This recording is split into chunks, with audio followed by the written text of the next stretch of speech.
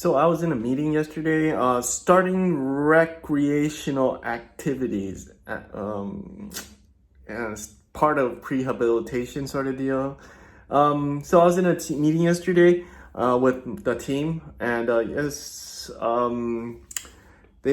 we got to the point there, and the progress of their journey is that they've gotten to the point where they've gotten enough, no more pain. So they're like, yes, I feel hopeful. I feel that I want to start. I want to go out, take some physical activities, and I want to do this. I want to do that, and they're very hopeful. And like I always, my advice is go slow, go slow, go slow. Because oopsies.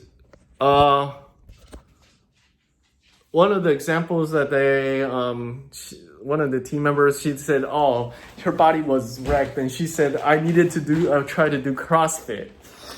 And CrossFit is one of those sports or whatever that is very damaging it's very extreme. It's like they push you, but your body, if you're in from a sedentary to that kind of extreme, you're gonna break your body because your body is not good enough to handle that sort of deal. You're gonna end up quitting, and most likely quitting in like 2 months, after the initial wave of starting wears off.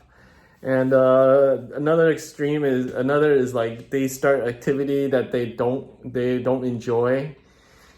This is the thing. I tell them to do something that they enjoy and go slow, because it becomes work. When it becomes work, and yes, at the beginning it's like discipline, but it needs to have something interesting. We're not trying to like get really good at a sport. We just wanted some activity that will get our bodies moving and stuff like that, and then yes, you have willpower, but usually willpower wears away, and you have to actually enjoy it. The part of it is very important. Enjoy something that interests you, that is like exciting, that you look forward to. That is one of the components, or else it becomes work, and we have enough work already, and it becomes like drudgery and pain in the butt. Another aspect is I tell them to another person comes up with going to he wants to do like a fixed bicycle sort of deal, exercise to fixed bicycle. And my position on that is, you are already sitting at a desk all day long. And if you're sitting at a desk, you're like hunched over and everything. And what do you do on a bicycle? You're hunched over. You're sitting again. You're sitting again. So again, you're sitting again. So you're reinforcing that pattern that is already there, and you're working out exercises, but there's knots on certain muscles. And those muscles are not getting deknotted and then you're reinforcing this sitting position. So instead of sitting for 8 hours at a desk, you're sitting 8 hours plus one more, and strengthening muscles that you were already working out. The example is that like to give is I was very sedentary. I gave him the whole story about my youth, my lower body, basically my lower body.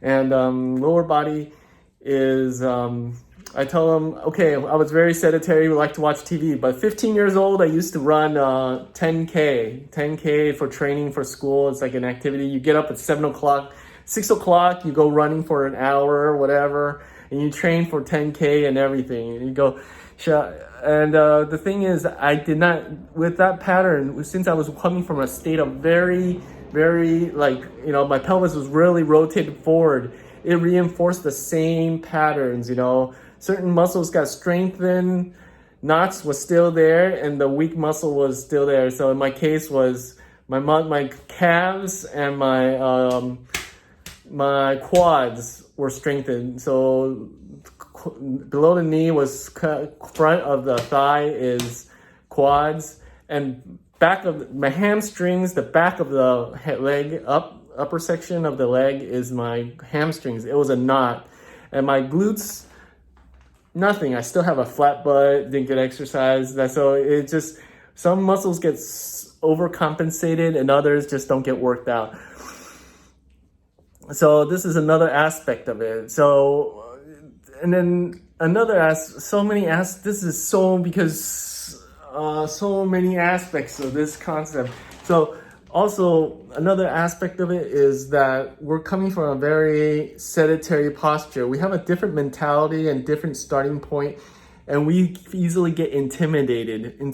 Like I told them, you gotta if you go to the gym, go by yourself, you don't know what you're doing, and they're like, it's better if you go with somebody else, even though you don't know. Both of you, one person by himself is just bad. Two people, at least they're like, okay, it's fine, we just blow it off, we just continue and drive on, it's us two, it's okay, we'll be idiots together, it's okay, at least you have a partner in crime sort of deal. And that's another component of this community part, because we're starting off on a journey together. I don't know where we're going. I don't know how to get there, but we're going. We're improving ourselves. It's not a big deal. And let's go together. I don't know. Let's try this. It doesn't work. Let's go try something else. Let's go try something else. And the whole idea is find something that you're interested in, but it has to be in the local area. So perfectly, my two team members live right next to each other, so they can go find the closest everything, and they can put it in a spreadsheet, they can have their experiences, they can document it, they can guide other people so they don't feel just as intimidated, they can be encouraging and everything. So it's a part of, it's just human nature. So this is it's so important, because if you fail, you go back to you go back to your whole lifestyle of sedentary. If you fail and you don't find something interesting, or you hurt yourself, or you get unmotivated, you go back to your sedentary lifestyle. And the whole idea is just to do just enough to get you started, and you just keep doing it, and maybe you could do it for the rest of your life. It's an activity you want. Another idea that they had was that they came up with, like getting a dog.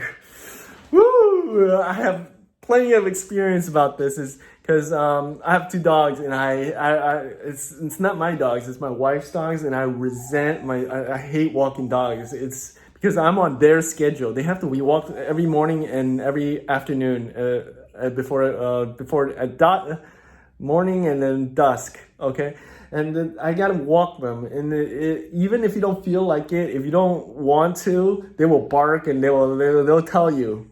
It's like a commitment that I really never made, and it's not according to my lifestyle. And then the thing is, I was like, don't get a dog. Take care of other people's dog, and see if you like it. And then try it for a week. If you don't like it, return it. He comes back from a vacation. You take care of the dogs and give it back. Okay, no problem. Dust it off. So it's just a trial and error. But if you buy a dog, it's a commitment. It's a commitment. They will want to be fed, they will want to be needy, they will do everything. And for young people and different lifestyle, for us sedentary, yes, it becomes a chore. It's not fun anymore. That kind of done, it's not fun anymore. All right, I think that's it.